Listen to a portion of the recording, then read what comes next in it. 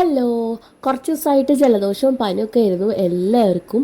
ഇപ്പോൾ ചെറുതായിട്ടൊക്കെ റിക്കവറായി വരുന്നുണ്ട്. സൗണ്ടൊന്നും തീരെ ഉണ്ടായിരുന്നില്ല. അച്ഛനും സ്കൂളുള്ള ദിവസമാണ്. അപ്പോൾ ഫസ്റ്റ് ഞാൻ അവൻ്റെ യൂണിഫോം അയൺ ചെയ്യാമെന്ന് വിചാരിച്ചു.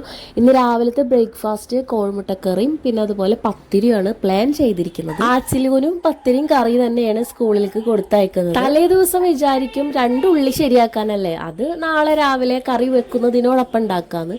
പിറ്റേ ദിവസം വിചാരിക്കും ഇതൊക്കെ തലേ ദിവസം റെഡിയാക്കി വെക്കാമായിരുന്നു. എന്നാലും കുഴപ്പമൊന്നുമില്ല, ഓരോന്ന് അഡ്ജസ്റ്റ് ചെയ്ത് നമുക്ക് ചെയ്യാവുന്നത് തന്നെ. തേങ്ങ അരച്ച മുട്ടക്കറിയാണ് ഉണ്ടാക്കുന്നത്. അപ്പൊ ഫ്രിഡ്ജിൽ നിന്ന് തേങ്ങ ഒക്കെ പുറത്തേക്ക് എടുത്ത് വെച്ചിട്ടുണ്ട്. പുതിയ ആള് വരുമ്പോ നമ്മൾ പഴയ ആളെ നൈസായിട്ടൊന്ന് തട്ടൂലോ, അതുപോലെ കോഴിമുട്ട പുഴുങ്ങാൻ വെച്ചതിനെ തട്ടിയിട്ട് ഞാൻ കറി വെക്കാനുള്ള ചട്ടി വെച്ചിട്ടുണ്ട്. സബോള വഴറ്റാൻ വെച്ചിട്ട് അത് വഴന്നു വരുന്ന നേരം കൊണ്ട് നമുക്ക് കുറച്ച് പണിയുണ്ട്.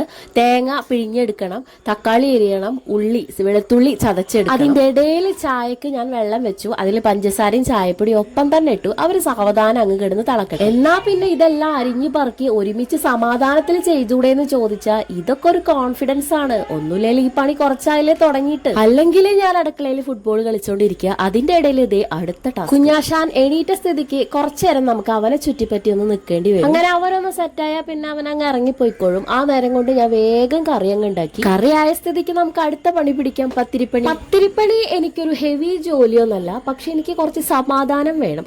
ആദുട്ടൻ എന്റെ കാലിന്റെ മോട്ടിൽ ഉണ്ടെങ്കിൽ എനിക്കത് ഇഷ്ടാവില്ല. അപ്പൊ എനിക്ക് പെട്ടെന്ന് ദേഷ്യം വരും. പണിയും അവന്റെ കാര്യങ്ങളൊക്കെ കൂടി നോക്കും. അങ്ങനെ കുറച്ച് പത്തിരി ചുട്ടുള്ളൂ, ബാക്കി ഞാൻ ഉമ്മാക്ക് ഹാൻഡ് ഓവർ ചെയ്തു. കാരണം ആച്ചിലിനെ വിളിക്കാനുള്ള സമയമായിട്ട് അരമണിക്കൂർ അവനെ വിളിച്ചുണർത്താൻ തന്നെ വേണം. അങ്ങനെ അവന്റെ കുളിയും ഭക്ഷണം കഴിപ്പും ഒക്കെ കഴിഞ്ഞിട്ട് അവിടെ ഇരുത്തിയിട്ടുണ്ട്. ഇനി ലഞ്ച് പാക്ക് ചെയ്തിട്ട് വേണം അവനെ ഒരുക്കിയെടുക്കാൻ. ഇവന്റെ ലഞ്ച് ബോക്സിന്റെ ഒപ്പം കിട്ടിയതാണ് ഈ ഒരു പാത്രം. ഇത്രയും ചെറിയ പാത്രം എന്തിനാണാവോ, വല്ല സോസും ആക്കാനാണാവോ? നല്ല ചോറും കൂട്ടാനും കഴിക്കണം നമ്മുടെ മക്കൾക്ക് എന്തിനേക്കും ഒരു. അങ്ങനെ ലഞ്ച് ബോക്സ് ഒക്കെ സെറ്റ് ആക്കി വെച്ചിട്ടുണ്ട്. സ്നാക്ക് ബോക്സിൽ 2 ബിസ്ക്കറ്റ് വെച്ചു കൊടുത്തു. ഇനി അവനൊന്ന് ഒരുക്കി എടുക്കാനാണ് അടുത്ത ടാസ്ക്. കാരണം ബെൽറ്റ് അവനക്ക് ഇടണം, ടൈ അവനക്ക് ഇടണം, കുടുക്ക അവനക്ക് ഇടണം, അങ്ങനെ എല്ലാം അവനക്ക് ചെയ്യണം. അതിനൊരു മണിക്കൂറും വേണം. എവിടെ ഇതിനൊക്കെ സമയം? ഇനി വണ്ടി വരുന്നത് വരെ അങ്ങോട്ട് ഇടന്ന് ഇങ്ങോട്ട് ഇടന്ന് അവൻ നടത്തൊക്കെ ഒന്ന് ശരിയാക്കും.